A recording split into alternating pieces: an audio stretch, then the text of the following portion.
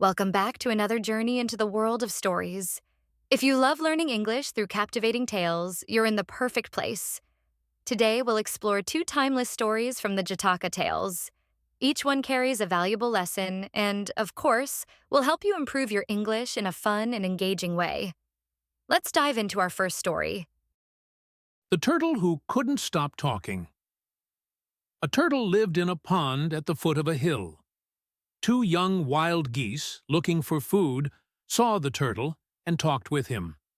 The next day the geese came again to visit the turtle, and they became great friends. "Friend Turtle," the geese said one day, "we have a beautiful home far away. We are going to fly back to it tomorrow. It will be a long but pleasant journey. Will you go with us?" "How could I go with you?" "I have no wings," said the turtle. "Oh, we will take you, if only you can keep your mouth shut, and say not a word to anybody," they said. "I can do that," said the turtle. "Do take me with you. I will do exactly as you wish." So the next day, the geese brought a stick, and they held the ends of it. "Now, take the middle of this in your mouth, and don't say a word until we reach home," they said. The geese then flew into the air, with the turtle between them, holding fast to the stick. The village children saw the two geese flying along with the turtle and cried out, "Oh, see the turtle up in the air! Look at the geese carrying a turtle by a stick! Did you ever see anything more ridiculous in your life?" The turtle looked down and began to say, "Well, and if my friends carry me, what business is that of yours?" When he let go, he fell dead at the feet of the children. As the two geese flew on, they heard the people say, when they came to see the poor turtle, "That fellow could not keep his mouth shut. He had to talk, and so lost his life." The end. Expanded vocabulary. Foot of a hill, the bottom part of a hill. Pleasant journey, a trip that is enjoyable.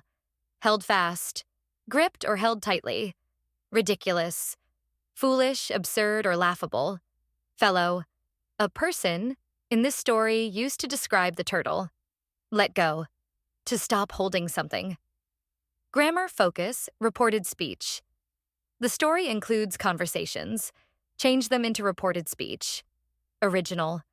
The geese said, "We have a beautiful home far away." Reported speech.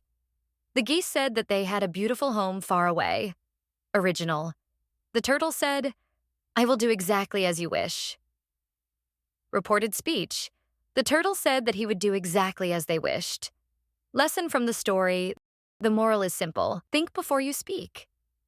You can practice saying this in English. Wasn't that an amazing story? And the next one is just as fascinating. These tales not only help us reflect on important values, but also give us the chance to expand our English vocabulary and understanding. So, stick around for a story of bravery and leadership you won't want to miss. How the Monkey Saved His Troop. A mango tree grew on the bank of a great river. The fruit fell from some of the branches of this tree into the river, and from other branches it fell on the ground.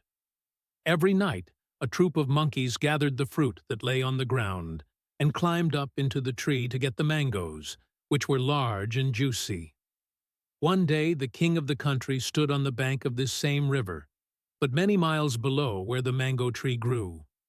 The king was watching the fishermen with their nets.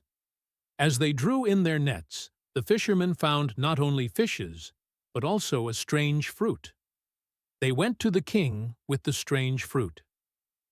"What is this?" asked the king. "We do not know, O king," they said. "Call the foresters," said the king.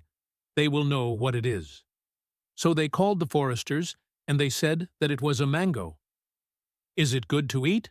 asked the king. The foresters said it was very good. So the king cut the mango and gave some to the princes, and he ate some of it himself. He liked it very much, and they all liked it. Then the king said to the foresters, "Where does the mango tree grow?" The foresters told him that it grew on the river bank many miles farther up the river. "Let us go and see the tree and get some mangoes," said the king. So he had many rafts joined together, and they went up the river until they came to the place where the mango tree grew. The foresters said, "O king, this is the mango tree." "We will land here," said the king, and they did so. The king and all the men with him gathered the mangoes that lay on the ground under the tree.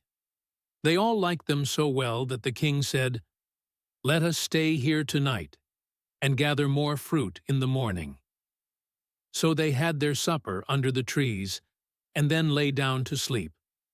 When all was quiet, the chief of the monkeys came with his troop.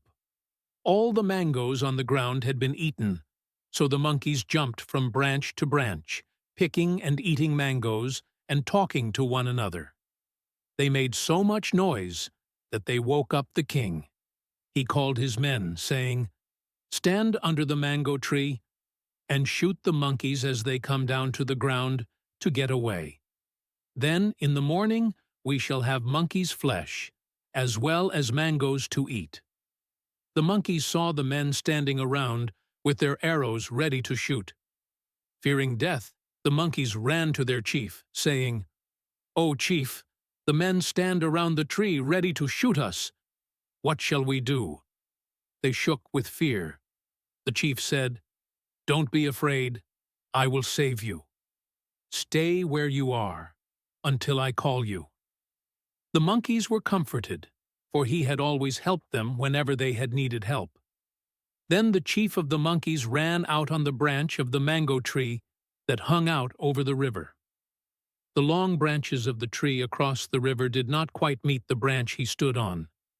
The chief said to himself, "If the monkeys try to jump across from this tree to that, some of them will fall into the water and drown. I must save them. But how am I to do it? I know what I shall do. I shall make a bridge of my back." So the chief reached across and took hold of the longest branch of the tree across the river.